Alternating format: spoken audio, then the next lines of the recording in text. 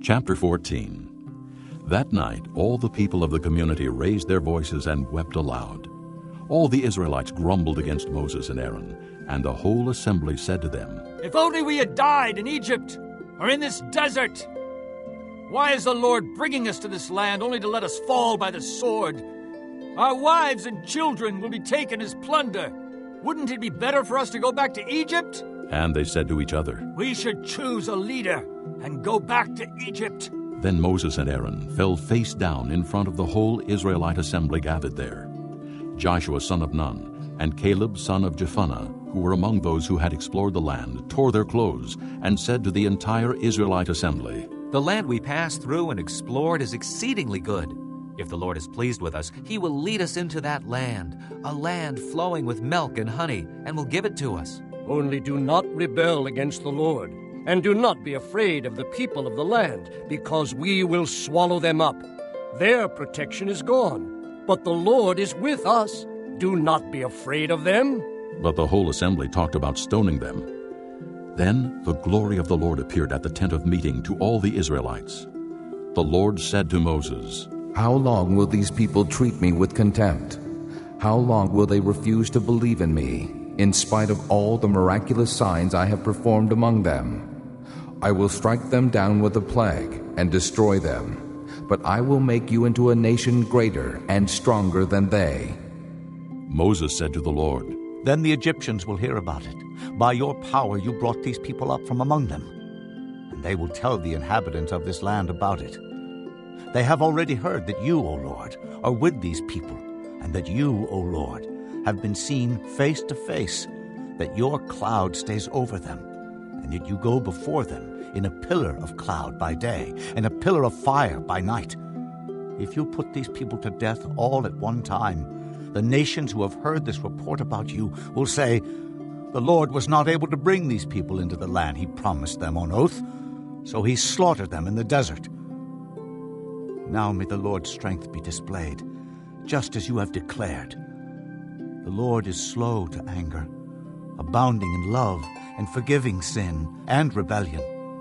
Yet He does not leave the guilty unpunished. He punishes the children for the sin of the fathers, to the third and fourth generation.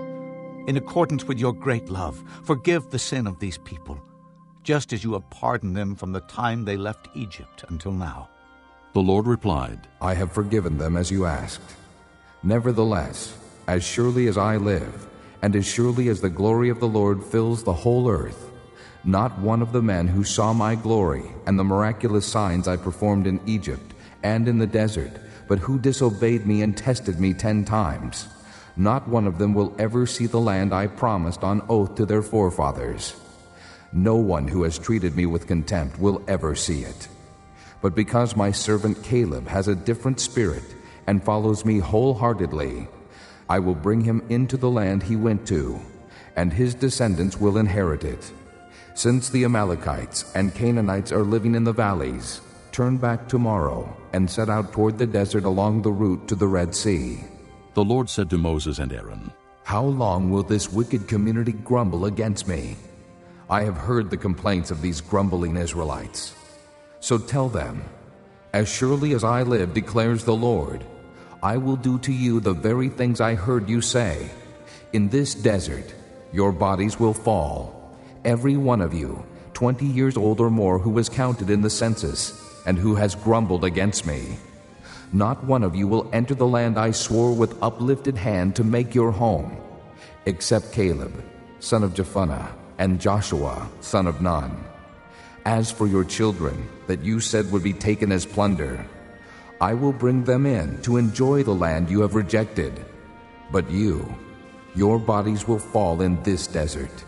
Your children will be shepherds here for 40 years, suffering for your unfaithfulness, until the last of your bodies lies in the desert. For 40 years, 1 year for each of the 40 days you explored the land.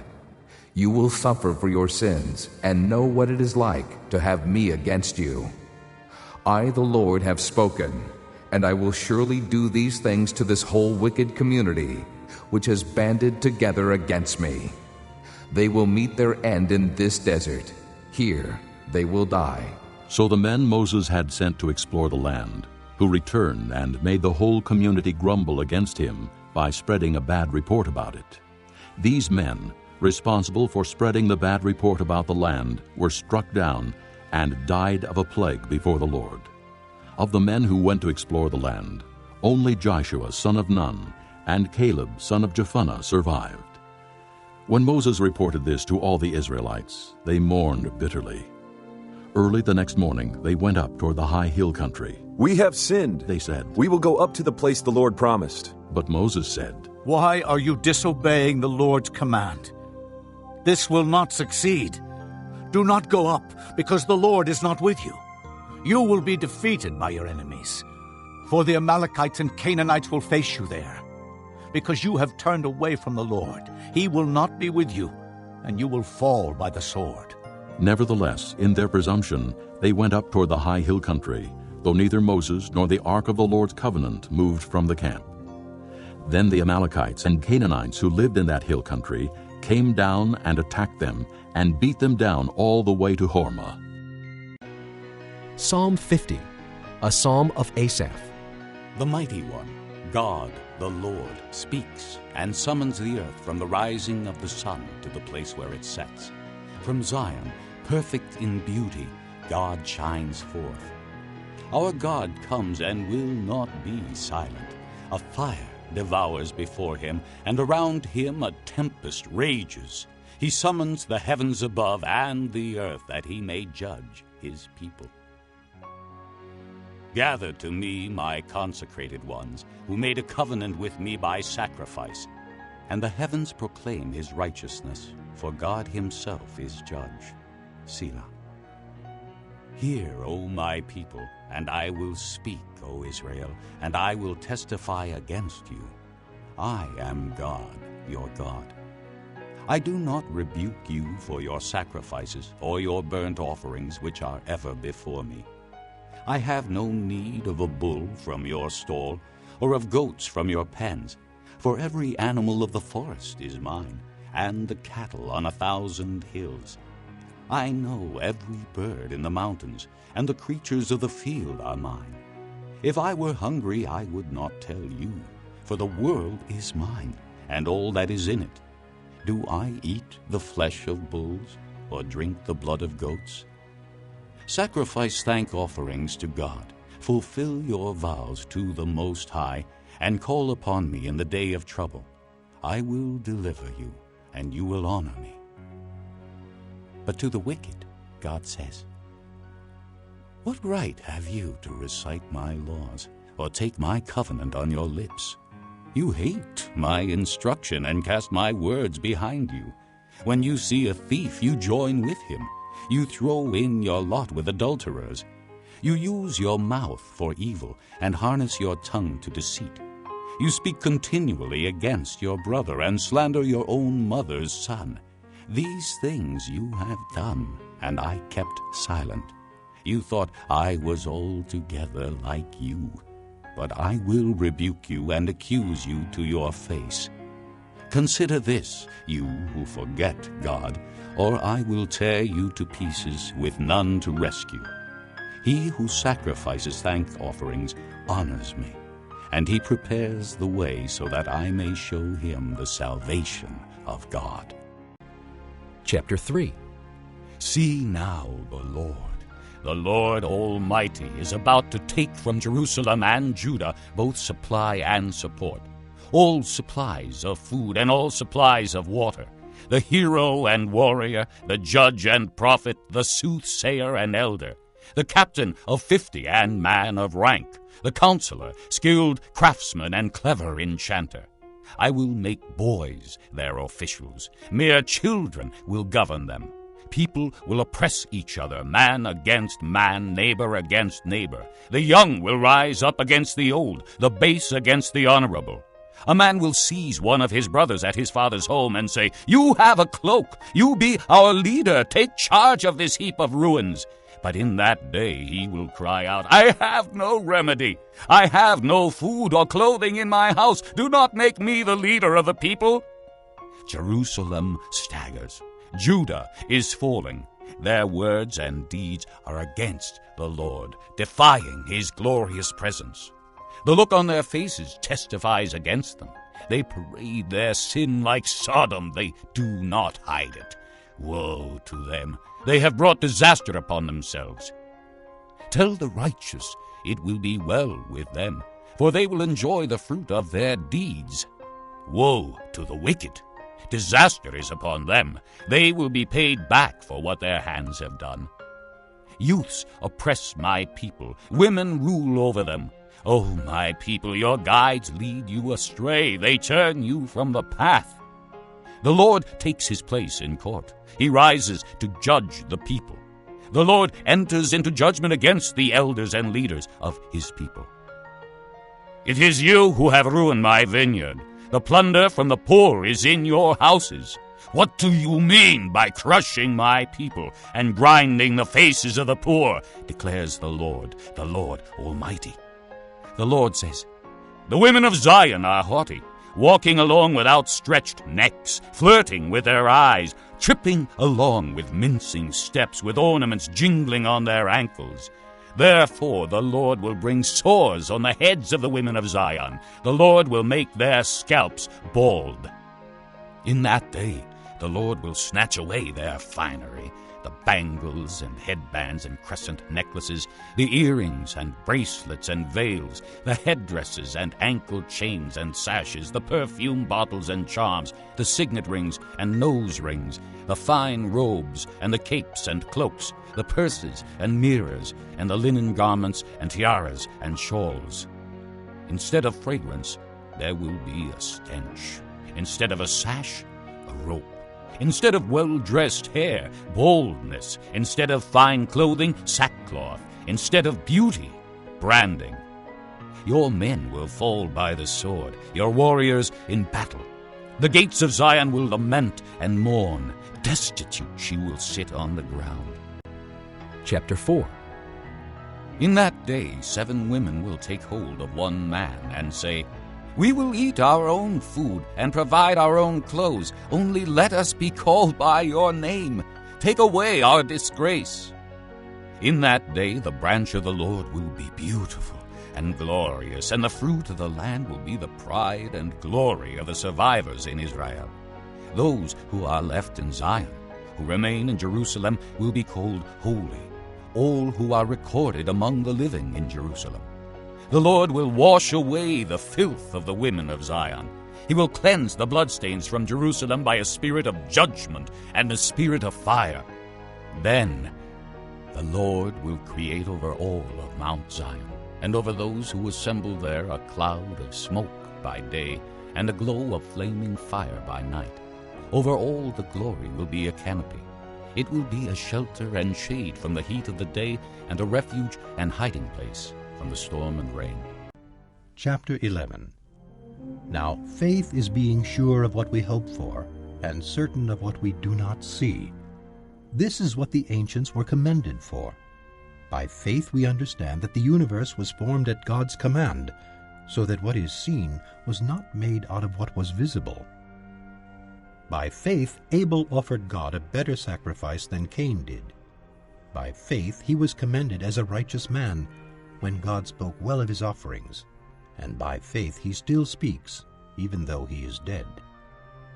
By faith Enoch was taken from this life, so that he did not experience death. He could not be found, because God had taken him away. For before he was taken, he was commended as one who pleased God. And without faith it is impossible to please God, because anyone who comes to him must believe that he exists, and that he rewards those who earnestly seek him. By faith Noah, when warned about things not yet seen, in holy fear built an ark to save his family. By his faith he condemned the world, and became heir of the righteousness that comes by faith. By faith Abraham, when called to go to a place he would later receive as his inheritance, obeyed and went, even though he did not know where he was going. By faith he made his home in the promised land like a stranger in a foreign country. He lived in tents, as did Isaac and Jacob, who were heirs with him of the same promise. For he was looking forward to the city with foundations, whose architect and builder is God. By faith Abraham, even though he was past age, and Sarah herself was barren, was enabled to become a father because he considered him faithful who had made the promise. And so from this one man, and he as good as dead, came descendants as numerous as the stars in the sky and as countless as the sand on the seashore. All these people were still living by faith when they died. They did not receive the things promised. They only saw them and welcomed them from a distance.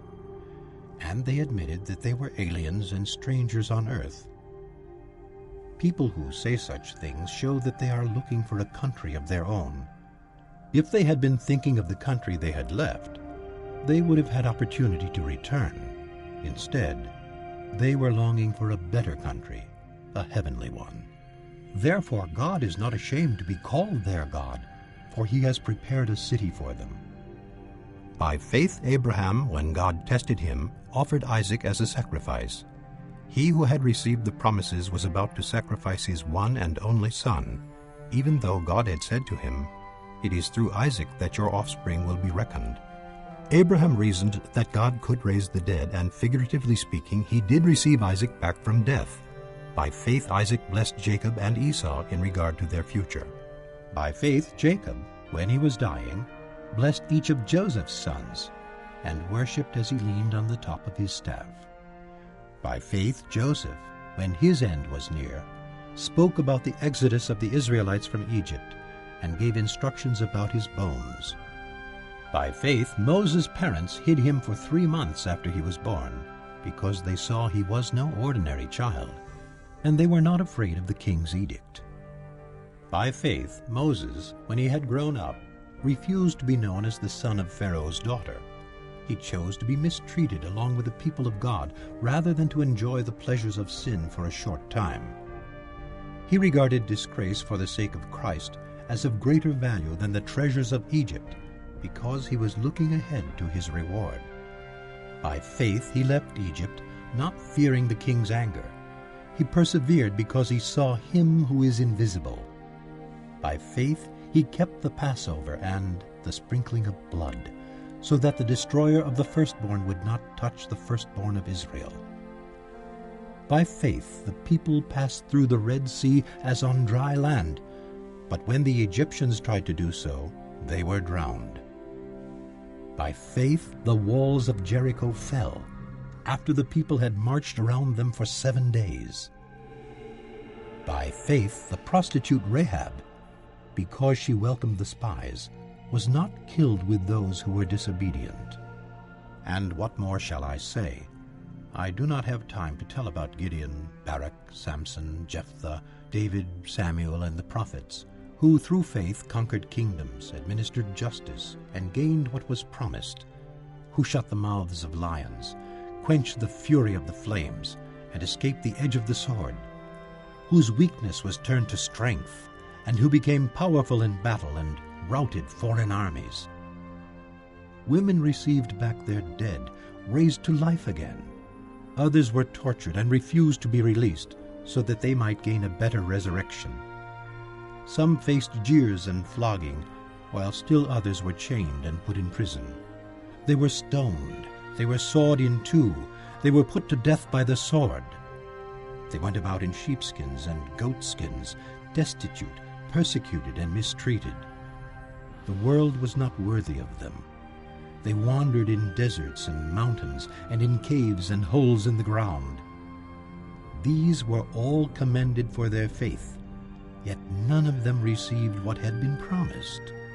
God had planned something better for us, so that only together with us would they be made perfect.